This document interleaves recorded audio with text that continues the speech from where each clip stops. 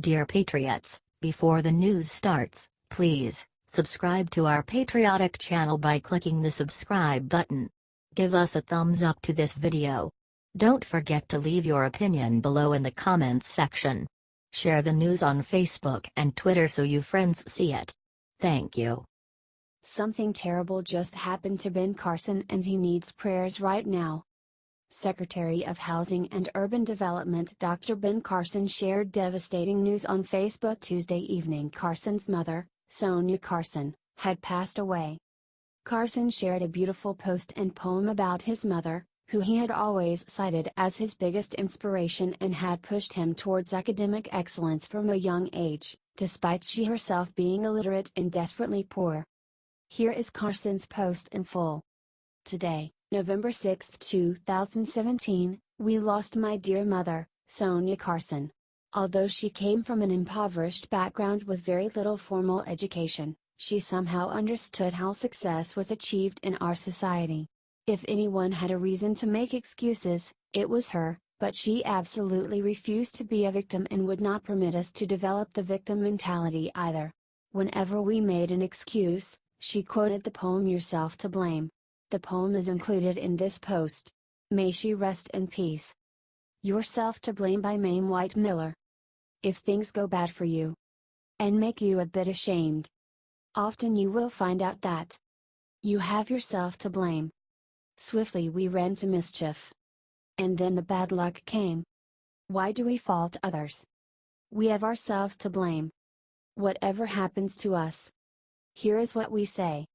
Had it not been for so-and-so, things wouldn't have gone that way. And if you are short of friends, I'll tell you what to do. Make an examination. You'll find the faults in you. You are the captain of your ship, so agree with the same. If you travel downward, you have yourself to blame. Today, November 6, 2017, we lost my dear mother, Sonya Carson. Although she came from an impoverished background, fought with. Posted by Dr. Ben and Candy Carson on Monday, November 6, 2017. What a wonderful tribute to a remarkable woman. Sonya Carson must have been so proud to see everything her son had accomplished. It is always hard to lose a parent, no matter how old you are. Share this out to show Ben Carson some support during this difficult time.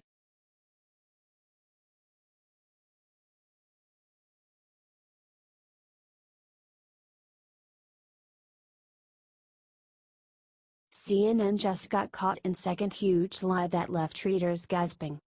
As many people know by now, CNN has been struggling with a severe case of Trump derangement syndrome, the symptoms of which include highly exaggerated or sometimes entirely made-up hit pieces on the president. This behavior has earned them the infamous moniker of FNN, or Fake News Network, from President Trump himself. CNN's bias was even stronger than usual on Tuesday, however, when the network issued a report on President Trump's visit to Japan, in which he poured fish food into a koi pond with Prime Minister Shinzo Abe. Although the president was only following Abe's lead, the headlines and stories ran to make him look like an incompetent, childish national embarrassment. Here's what one CNN journalist said. But CNN just couldn't stop there. As Beckett Adams at the Washington Examiner noted, CNN ran a story about Trump's speech on Monday to Japanese automakers, with the sarcastic headline, "Trump asks Japan to build cars in the US it already does." They tried to make it seem like President Trump was a total idiot who doesn't know about the automobile industry in the US, except, if anyone at CNN actually read his speech, they would see that he does. When you want to build your auto plants, you will have your approvals almost immediately. When you want to expand your plants, you will have your approvals almost immediately. And in the room, we have a couple of the great folks from two of the biggest auto companies in the world that are building new plants and doing expansions of other plants. And you know who you are, and I want to just thank you very much. I want to thank you. Awkward. Luckily several people complained about the totally obvious dishonesty and CNN ended up editing their headline with a half-hearted apology. The original version of this article and its headline did not make clear that President Trump had praised Japanese automakers for expanding existing U.S. facilities and for making new investments in the U.S. The article and headline have been updated. Yeah. Okay, CNN. I like to think that they'll change their ways and learn from these two total embarrassments, but somehow, I don't think so. H.T. Washington Examiner.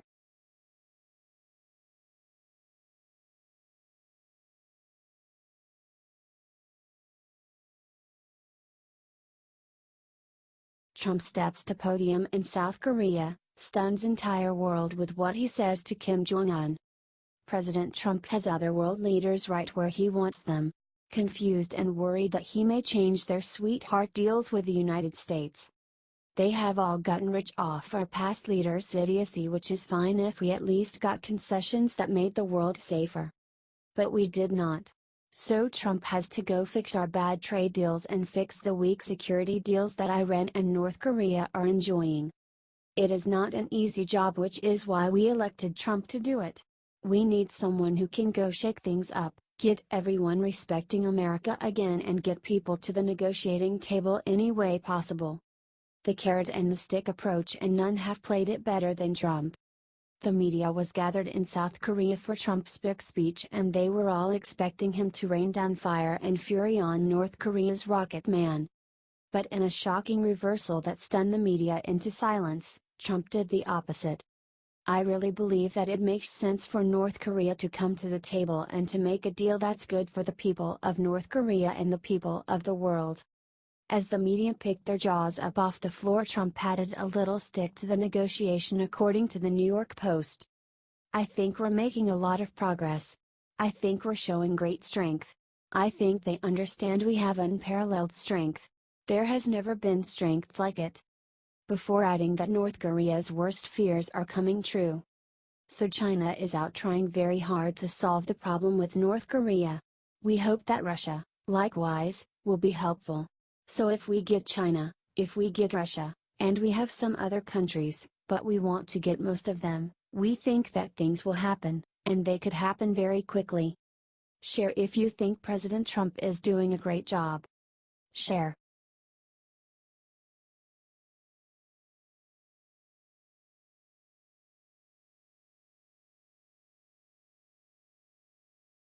During moment of silence for Texas victims, Democrat rep. Makes disgusting statement. Democratic Congressman Ted Lieu did the unthinkable and walked out of a moment of silence for Texas victims on Monday, according to Fox News. The liberal representative later said in a video posted to Facebook that he's been to too many moments of silence. He went on to politicize the event, calling for gun control, including a universal background check law supported by 80% of Americans, a ban on assault rifles, and a ban on bump stocks, none of which would have stopped the Texas shooter from obtaining a weapon, by the way. In his very short time in Congress, Lieu has earned a reputation for being especially mean and exclamatory. Just last week, he referred to White House Press Secretary Sarah Huckabee Sanders as a dumb as a rock. Lieu has also lashed out at Ivanka Trump on Twitter in the past, driving the president's daughter and White House advisor to block him on social media. Earlier this year, Lieu also made headlines when he posted a photo of himself wearing a Trump Putin 16 tons shirt. The tweet was meant to serve as an announcement that he'd adopted a dog, but, well, it's clear what message he was really trying to send.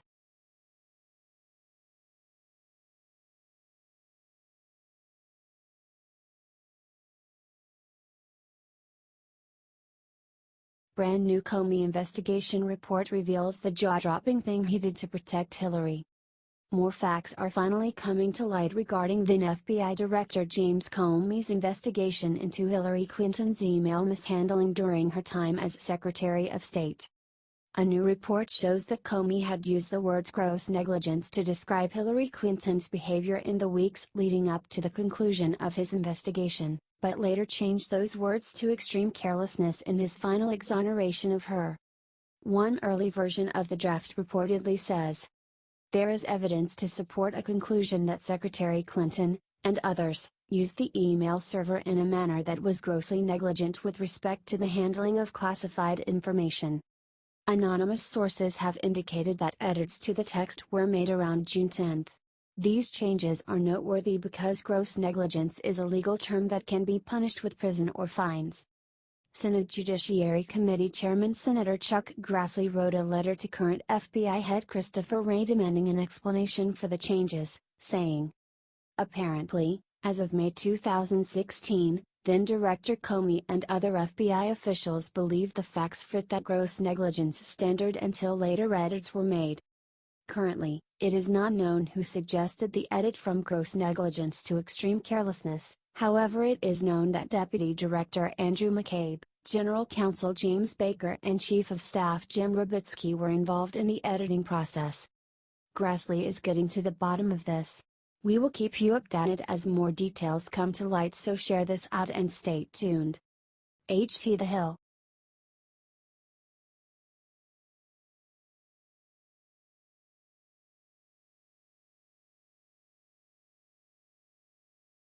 Moments after landing in Korea, every reporter noticed massive new thing behind Trump. President Trump landed in Seoul, South Korea and was given a royal welcome. The South Koreans rolled out the red carpet literally for our president. It was an amazing thing to watch. However, not many people noticed the three massive things behind our president. Check out the video below and see if you can see the massive new thing behind Trump. Trump then spoke at press conference with President Moon Jae-in at the Blue House. They inspected U.S. and South Korean troops together. The massive thing behind Trump was the 3 new U.S. aircraft carriers equipped with guided missile destroyers and submarines that are playing war games in the waters behind him. Trump spelled it out at the visit. "I think we're showing great strength," Trump said. "We sent 3 of the largest aircraft carriers in the world, to the Korean peninsula, and a nuclear submarine is also positioned." He was quoted saying, "We hope to God we never have to use the military strength the US has in South Korea." With that being said, I really believe it makes sense for North Korea to come to the table and make a deal that's good for the people of North Korea, he added. Share this if you are so proud of our president for taking the fight right to the doorstep of North Korea. Let's show him so much love right now and make this go viral so he sees it all the way in Seoul. God bless. Number 45. Share.